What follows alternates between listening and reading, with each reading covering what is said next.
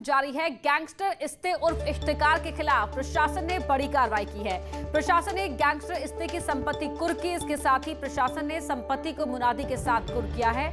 Gangster की 1 करोड़ 50 लाख की संपत्ति कुर्क की गई। गैंगस्टर पर 40 से ज्यादा केस चल रहे हैं।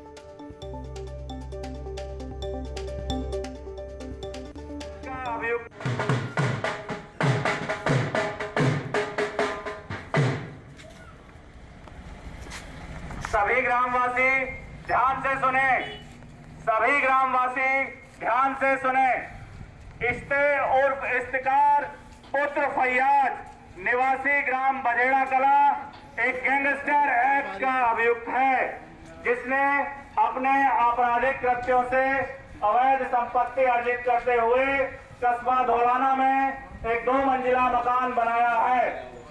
श्रीमान जिला मजिस्ट्रेट हापुड़ महोदय द्वारा गैंगस्टर अधिनियम की धारा 14(1) के अंतर्गत कार्रवाई करते हुए इस्ते के इस मकान को राज्य सरकार के हक में कुर्क कर दिया गया है और श्रीमान एसडीएम धौलाना को इसका रिसीवर नियुक्त किया है।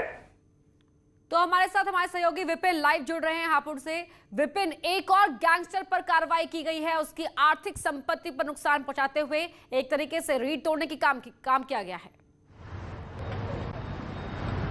जी देखिए, बिल्कुल जिस तरीके से उत्तर प्रदेश में योगी सरकार लगातार माफियाओं पर कार्रवाई कर रही है और ये कार्रवाई अब हापुड़ जनपद में भी देखने को मिल रही है। जो इस्तेकार है, इस्ते प्रधान है, उस पर गुंडा एक्ट पहले भी लगा हुआ है। जिला बदर की कार्रवाई हो चुकी है और 48 मुकदमे उस पर दर्ज हैं। जो संपत्ति उसने अर्जित की है वो अवैध तरीके से की गई है और इसी कड़ी में आप मेरे पीछे देखेंगे, ये एक 2 मंजिला मकान है जिसको यहाँ पर इसने अवैध तरीके से बनाया था और प्रशासन ने इसके गाँव में मुनादी कराई है और इस मकान को कुर्क कर लिया गया है और कुछ ही 3 महीने का समय इसको दिया गया है। 3 महीने के बाद इस मकान को ध्वस्त किया जाएगा। जो नोटिस है वो यहाँ पर आप देखेंगे, प्रशासन ने यहाँ पर एक नोटिस भी चिपकाया है और यहाँ पर कुछ लोगों का आरोप है कि जो इस जमीन पर ये मकान बना हुआ है वो भी इसने अवैध तरीके से जमीन जो है वो हथियाई हुई थी। हमारे साथ कुछ लोग भी हैं। बताइए, क्या आपका जमीन का क्या मामला है? क्या इसने इस्तेकार ने आपकी जमीन को अवैध तरीके से हथियाया था? हाँ जी, हाँ जी, इन्होंने जबरदस्ती गुंडागर्दी के बल पर जो मेरी जमीन को दिया है, जिसका मेरे पास आदेश भी है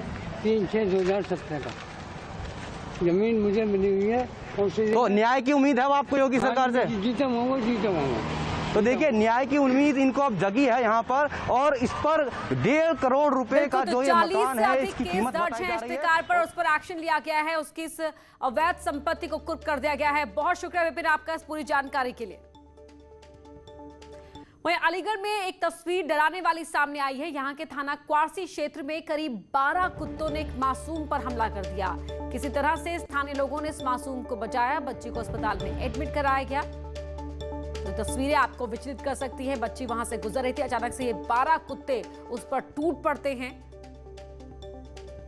और बच्चे अस्पताल में एडमिट है। रंजीत हमारे सहयोगी फोन लाइन पर जुड़ रहे हैं। रंजीत, कब से यहाँ इस इलाके में कुत्तों का आतंक है और बच्ची की स्थिति कैसी है?